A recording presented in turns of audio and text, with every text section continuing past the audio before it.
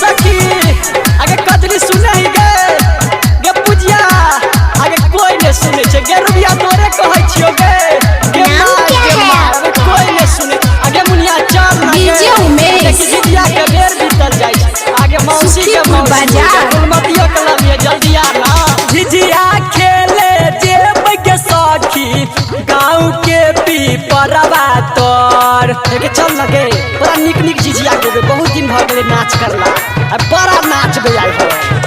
हे के जिजिया खेले जेब के सखी गांव के पीपरवा तोर आ बढ़म बाबा फेर तो नजरिया तो घूमबई घरे घर एक कजली सुना ही गे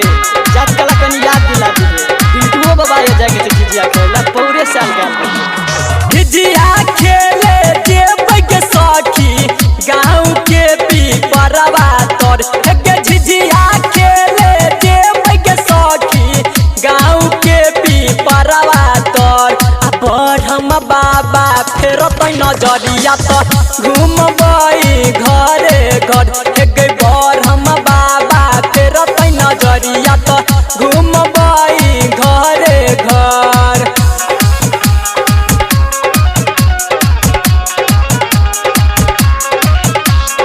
उमेश म्यूजिक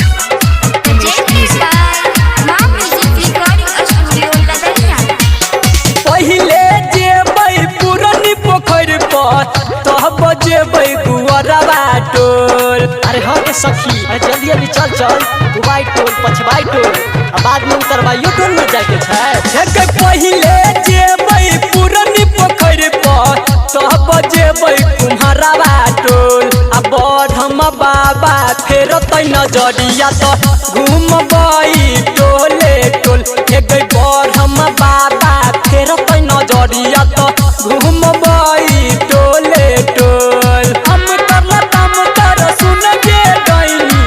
बेटा के खेबो बड़ हम कर नाम क्या है आपका? डीजे उमेश सुखीपुर बाजार कनिया भाई खाऊ की नजर लगाबे हमरा जिजिया के ऊपर ये बैठो की डैनिया हमरा जिजिया पर नजर लगेबे तो सुन ले तोरा बेटा के काचे चिबा देबो हे डैनिया भाई खाऊ की नजर चलाबे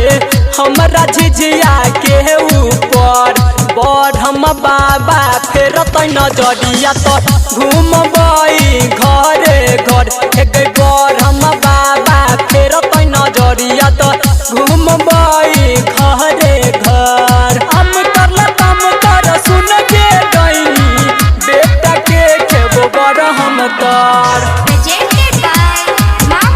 नाम क्या है आपका? डीजे उमेश सुखीपुर बाजार राइटर साइलेंडर गीत लिखै छै सुन में लागै छै बेजोर अरे हाँ के सखी कते निमन गावे हे गे आ संगे संगे एकरा जे लकै दियै त अपना सब के त गाबहु ने पड़तै हे गे राइटर साइलेंडर गीत लिखै छै सुन में लागै छै बेजोर संदीप सुमन झिझिया गाबै छै